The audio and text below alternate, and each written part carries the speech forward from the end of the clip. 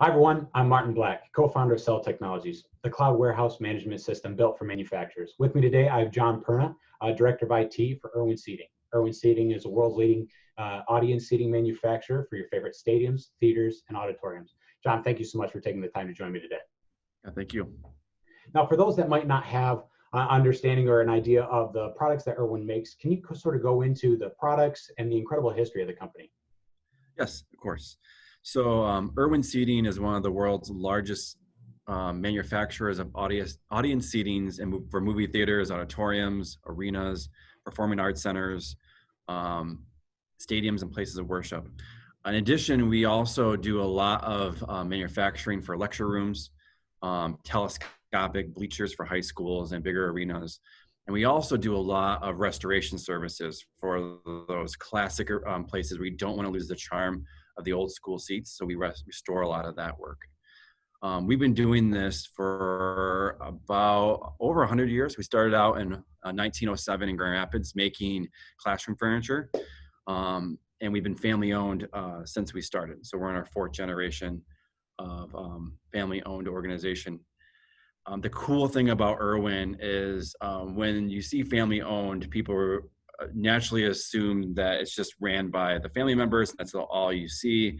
But the Irwin culture is all about family. We treat everyone like family. And that is part of one of the things that makes them kind of interesting throughout their whole history. And so they do a lot for their people. They do a lot for the community. They do a lot for the environment because they treat everything they touch as if it was their own family. And that's been that way for over 100 years. And because of that, we get a lot of customers who just like the fact that when they come into us, we treat them like family.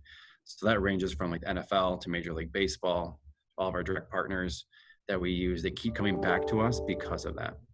I think one of the coolest parts about the Irwin seating in your products is that anybody who watches this is probably sat in an Irwin seat without knowing it, whether it be their place of worship, whether it be their favorite sports team, whether it be in a movie theater that they love to go to with their family. Now, with being over 100 years old, that means that you've had to innovate over time. The company would not exist today without growing in innovation and technology, and obviously more recent with enterprise technologies. How are you, and what's your strategy for keeping business systems relevant as you continue to evolve and keeping the heritage of a 100-year-old company, but making sure you can compete in today's world? Yep. That was one of the biggest challenges we faced when I joined a little over 3 years ago was how do you take a company who's not used to modernizing their systems and make them modernize it? So right now, one of our strategies is to look at all of our applications and put them on a spectrum of their life cycle and say which ones are emerging, which ones are mature, and which ones are in decline. And then start looking at that decline area and saying, okay, how do we modernize these systems? How do we either remove them or replace them with older and newer applications? And what does that mean for our business process? So we're trying to look at it holistically and then be really hard on ourselves to saying, do we need to use these anymore? And if we do, we need to make sure they're in a more modern stack. So we use the process of continuous improvement and 8-step problem solving through everything that we do. So when we talk about our systems, we always look at it for what problem we're trying to solve and how we're going to solve it. So we make sure that we solve it right the first time and we don't have to revisit it. And by defining that strategy, we are assessing all of our needs and we're making our resources available to us by either using our internal team or partnering with people that we really do trust. So my strategy isn't that we have to figure out how to innovate. My strategy is there are companies that know how to innovate as well, and let's use them to help innovate our products and our services and our technology stack. Because it's good to reach out and it's good to say, I'm not an expert, but there are people that are in this field. And so using those partners helps really enhance what you're able to accomplish. And then the biggest thing that we do is we believe in go seeing. So part of it is you'll walk out to the floor, you'll walk out to someone's desk and you'll just witness things that you can modernize for them or you can improve for them. And so they're not used to coming to you because they don't believe that it could change until you see it happen and you show them it happening. And so it's just getting through that culture of IT is here to make things efficient, better, and it's not meant to replace you. It's meant to enhance you. Well, I think that being able and seeing your team and how you guys operate, you have a really interesting mix between technical talent and business talent. Does that go into that partnership and sort of the understanding between IT and those on the shop floor? And how do you make sure that that relationship and the mix of your team is working the best for the business? Yep. My team is very unique. When you talk about IT teams, you just think you get a bunch of technical professionals and they just sit at a computer solving problems, but that's not what we believe in here. We believe you have to partner with teams and have a partnership with the business in a different way. So we have a mix of engineers, quality engineers, and IT resources that kind of understand the breadth of what we're trying to do. So when we go to the floor, it's just not a developer or a network person going out there saying, I can change that. It's an engineer who understands what they're trying to do that can be that liaison between what's happening and what we're trying to accomplish from an IT standpoint. And so for me, it's really important to keep that balance of business acumen and then the technical side of it. That way you're never guessing on what they need. You're having someone validate, improve. That's actually been through it versus someone who is guessing all the time. And that has to just build incredible trust. Yes. And it's difficult because people don't understand technology. And so when you come with a solution, they don't understand how you got there. And so having that liaison to say, hey, we noticed this. This is how we're going to like improve it for you, really creates that not only do they get it, but they understand me. And so that understanding is really important. And if you haven't lived through it, it's hard to get that trust. And so we want people who live through it to kind of push our initiatives. And once they trust you, they're going to come to you more often. And we're seeing that now just by going out and looking at simple things that make a huge impact and having them say, hey, they came out here and they didn't actually get in the way. They actually helped. And being able to go out there and on your shop floor and the tours that you've taken me on, it's always amazing to see sort of the incredible challenges that your products create for themselves, because creating a stadium is no easy feat, right? You're not just sending one seat, it's depending on size, and that's all changing. How do your team face those challenges with such an incredible complex product and supply chain? And how do you leverage the IT team to be able to tackle those? That's been the biggest challenge coming into Irwin, and then trying to figure out how we're going to tackle some of these problems, because we just don't make a chair. We don't ship a pre-made chair. We ship components and pieces that on the field get assembled into a chair. And you can mix and match every one of those pieces together to make a unique chair. And once we make that chair, we never make it again. So we have to figure out how to make this complex thing simple for not only us to understand, but for our customers, internal and external. So when we look at our product, we have to break it down into the smallest chunks possible, and then really focus on that 8-step problem solving, the root cause problem solving, because you can get lost in the sea of different things that are coming at you. Different work centers that have to interact with each other, that if they're doing one share may never talk to each other on the next project. And how do you get Plex, and how do you get your systems, and how do you get your machines all to know where you're going next? And how do you get your cell responders and your workers to understand where they're going next? And one of our core things is, keeping it simple. We want to spend less time trying to think about stuff and more time doing the stuff. And so if we can provide that simplicity, my team wants to do that. That's why we have the engineers as well on our team, is because as an IT professional, no matter how hard I try, it's going to take me 15 years to figure out every product combination.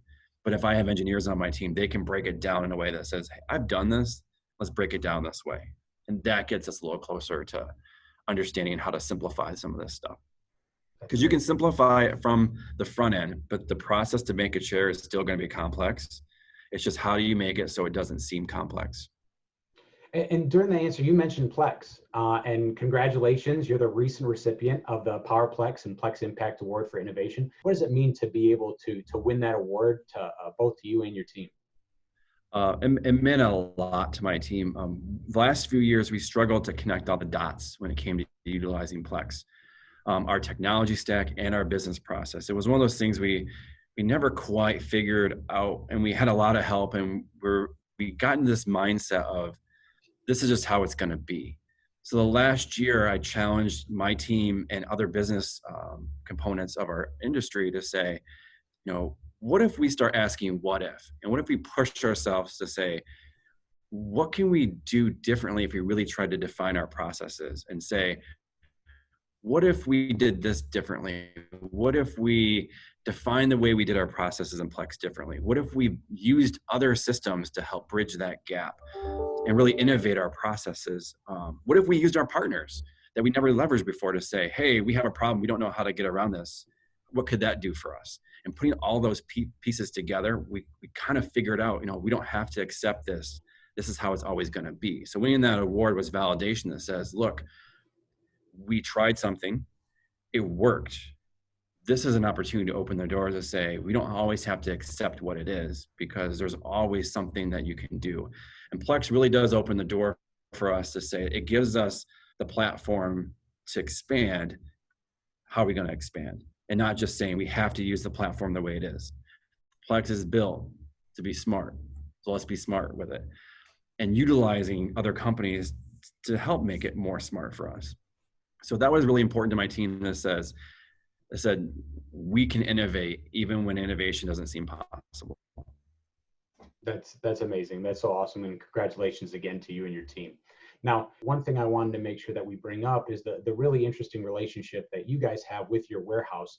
And I would love to talk a little bit about how that relationship works and what tools you provide them. Yep. I think the biggest, the warehouse has been something relatively new to Irwin. We never used to have a warehouse. And then all of a sudden our, business expands and you become bigger. And right now with customer shipments being kind of on hold, the warehouse became very important, right? Because we've had products, and if you're still on stay at home or you're shut down, you may not be able to receive those products. And so we've used the directed put away, by Cella, and that's really kind of helped us tell, like, when products come in the door, knowing where to put stuff, how to load the trucks, how to prepare for trucks arrivals, and utilizing that space in a smart way.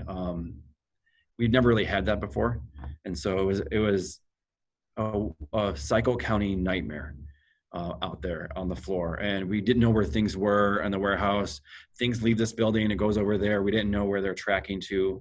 Once left the building, we're hoping it made it into a spot, and then we really didn't know where it went after that. And then you have to spend days cycle counting. Utilizing a directed put away and being smart about it, and having that link between it goes to Plex, it comes to the directed put away, and there's that connection there, and you know exactly where it went and what location. I don't think they even do cycle counts anymore over there, because they know exactly where everything is. And so that's a good example of Plex being as good as it is couldn't support that really odd need that we had that's kind of unique for us. And the technologies we use with your company and directed put away really help bridge that gap between, we don't have to just accept the way it is. There are partners out there that know a better way to do things.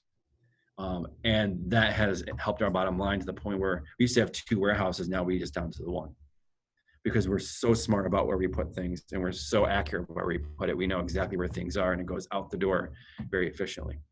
Well, so we're really excited about that. It's been a huge win for us. We're incredibly proud to partner with you guys and the amazing products that you produce every day, and how everybody is going to experience an Irwin product at some point in their life. I guess last question that I have is for all the other professionals out there looking to innovate with enterprise solutions. What advice would you give them? What's something that you would want them to take away and maybe think a little bit more about as we look forward to the future and cloud technologies become more and more prevalent, as well as the need to connect different solutions? I thought about this for a little while, just on my own, and what I came down to was, you need to listen to people. You need to listen to your floor workers and really hear what they're saying, and don't be afraid to fail. The one thing I learned, I came from a different industry entirely when I came over to Irwin Seating. And the one thing that I tell people is, I'm not afraid to make a mistake. I'm not afraid to fail, because it's the only way we actually learn. And the one thing I instilled in my team, and I tell them all the time, I don't want anyone to be perfect. So the best advice I give people is, don't try to get perfection. Don't try to be perfect. I want you to seek perfection, because if you're always seeking perfection, you're always looking for ways to improve, and you're always looking to evolve. And as soon as you say you're perfect, then you give up. And so I don't ever want to be perfect. I always want to continue to seek perfection. That way, I'm never content on what I provide. Continuous innovation is the name of the game. Yes, exactly. John, thank you so much for taking the time to chat with me, and congratulations to you and the entire Irwin team and all your hard work. For more information on Irwin Seating and to see if their products are in your favorite stadium, visit irwinseating.com. And for more information on Cella Technologies, follow us on LinkedIn as well as cella-tech.com. John, thank you so much. Thank you.